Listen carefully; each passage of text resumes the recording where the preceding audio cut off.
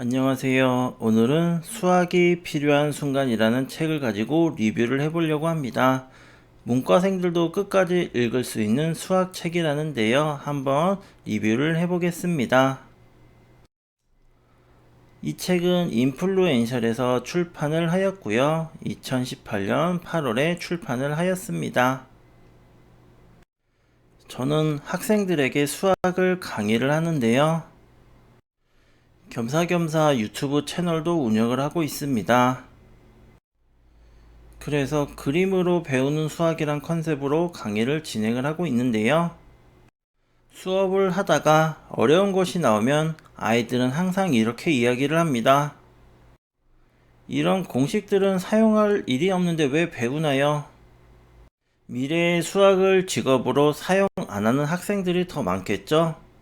그냥 너희들의 미래를 위해서라기에는 참 말하기가 애매할 때가 많습니다.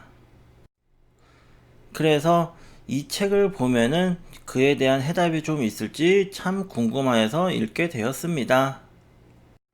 목차입니다. 수학이 무엇인가 에서부터 몇 가지 수학 관련된 내용을 재미있게 풀어쓴 내용이 있었습니다. 수학에서 굉장히 중요한 발전은 17세기 과학혁명 시대에 되었는데요. 페르마의 원리는 빛의 굴절에 대한 재미있는 원리입니다. 공기 중의 빛은 물을 만나서 굴절하기 때문에 직선으로 가지 않고 휜다는 것을 배우는데요. 우리 눈에 보이는 동전이 있는 지점과 실제 물속에 있는 동전의 지점은 다릅니다. 왜 이런 일이 일어나는가에 대한 이론을 정립하려고 많은 노력을 했었는데요. 철학자 데카르트도 이 문제를 다루었습니다. 페르마가 설득력 있는 답을 제안을 하였는데요. 빛은 시간을 최소화하는 경로로 진행을 한다. 이렇게 이야기를 했습니다. 흔히 최단 경로를 간다고 하는데 그건 부정확한 표현입니다. 시간을 최소화한다, 최적의 경로를 찾는다, 이런 표현들은 뭔가 수학적인 표현 같지 않나요? 그게 바로 수학적 사고입니다. 지금 대화하면서 우리는 수를 다루고 있지는 않지만 수학적인 사고를 하고 있다는 느낌을 받게 됩니다. 좌표축의 발견은 평면상의 점을 설명하기 위해 X축과 Y축이라는 직각선을 그리고 그 점에서 각 축까지의 거리를 나타내는 수의 쌍으로 위치를 설명을 하는데요. 좌표는 우리에게 매우 익숙한 표현법인데 데카르트가 만들었습니다. 그렇다면 좌표가 없을 때는 기하를 어떤 식으로 표현했을까요? 그런데 좌표계 이론이 만들어지기 전에는 기하학을 이런 식으로 표현하지 않았습니다. 가령 타원을 표현할 때 원뿔을 놓고 원뿔을 비스듬하게 잘랐을 때 생기는 곡선이 타원이다 라고 정의를 하였습니다. 같은 기하적 물체를 표현하는 방법이 여러 가지라는 것을 알 수가 있습니다. 여러분은 선한 사람입니까? 악한 사람입니까? 가령 작년에 런던 하이드 파크에서 총 10명이 살해됐다고 해봅시다. 이는 큰일일까요? 아닐까요? 만약에 그전 해보다 현저히 사망자가 적게 발생했다면 치안이 좋아진 셈이겠죠. 사망자 10명이 많을 수도 적을 수도 있습니다. 예를 들면 사망자 수를 0으로 줄이는데 들어가는 자원을 사회의 다른 곳에서 옮겨옴으로써 더 큰 문제가 일어날 가능성도 고려해야 하니까요. 이렇게 윤리적인 문제 역시 과학적인 근거에 따라 판단을 내려야 합니다. 확률은 과거가 아닌 미래를 생각하는 개념인데요. 도박 게임에서 A가 5점, B가 3점을 획득한 상황입니다. 갑자기 게임이 중단된다면 판돈을 어떻게 나누어야 할까요? A, B가 이길 확률이 무엇일까요? 지금까지 딴 점수가 문제가 아니라 앞으로 딸 점수가 무엇인지가 중요합니다. 확률 계산은 지금 학생들이 보면 굉장히 간단하지만 그 당시에는 발명해야 하는 개념인데요. B가 이기는 모든 경우를 나열을 합니다. 현대적 용어로 풀면 A, B가 각자 자기의 기대값을 받아야 됩니다. 확률론이 널리 보급된 지금은 기대값 계산이 흔한 건데요. 수명을 계산할 때 나이, 건강, 생활습관 등을 조사하고 통계 자료에 입각한 확률을 이용해 계산을 하여서 연금의 적당한 값을 이야기할 수가 있는데요. 그 근거는 수명의 확률론적 기대값에서 나옵니다. 17에서 18세기의 프랑스에서는 이 문제를 그렇게 따지지는 못했을 겁니다. 교육 목적으로 수학 특성을 설명한 시도 중에 파급 효과가 큰 사례가 하나 있었는데요. 어떻게 해야 중매를 잘할 수 있을까요?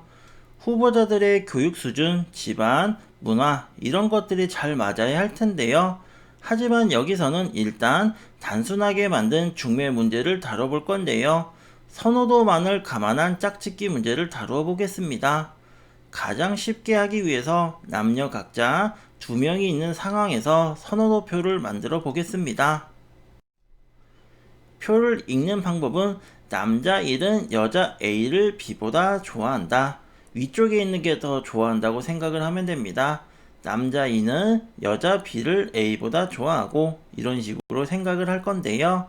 그렇다면은 남자 1과 여자 A를 남자 2를 여자 B와 이렇게 맺어주면 좋겠습니다.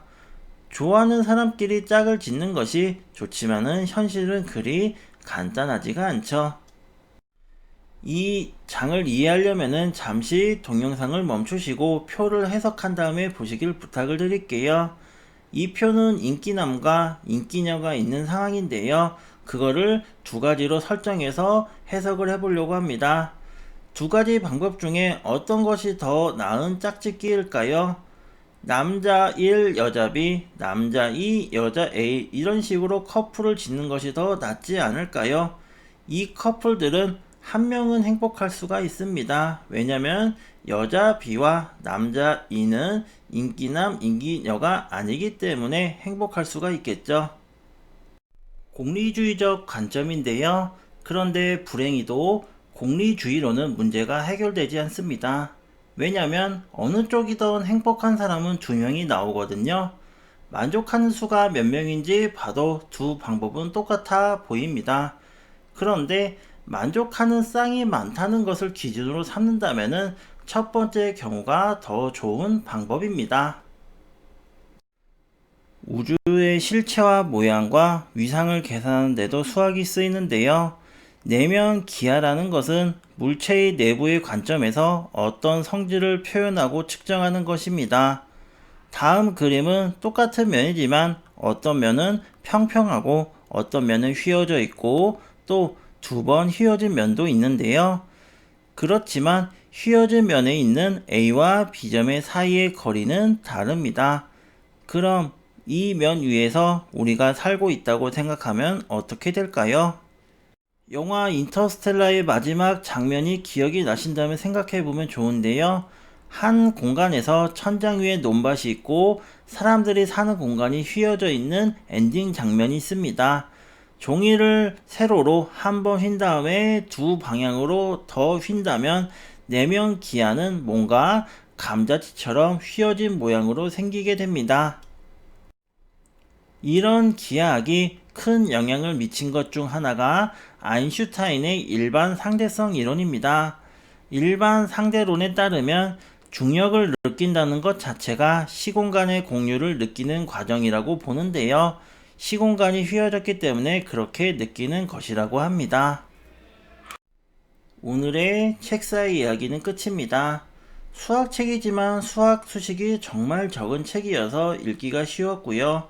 인문도서 같은 느낌이 있어서 쑥쑥 읽혀졌습니다. 누구나 읽기 쉽게 어려운 공식을 최소화하여서 설명을 해주셨고 왜 이 책이 인기가 있는지를 알 수가 있었습니다. 여러가지 다양한 수학적 이야기가 많은데 그거를 다 다루려면 책을 다 써야 되기 때문에 궁금하신 분들은 책으로 읽어보시면 좋을 것 같은 좋은 책입니다. 영상 시청해 주셔서 감사하고요. 유튜브에서 책사의 이야기나 수학이 알고 싶다를 검색하시면 제 개인 채널에 들어오실 수가 있습니다. 다음에 또 뵙겠습니다. 감사합니다.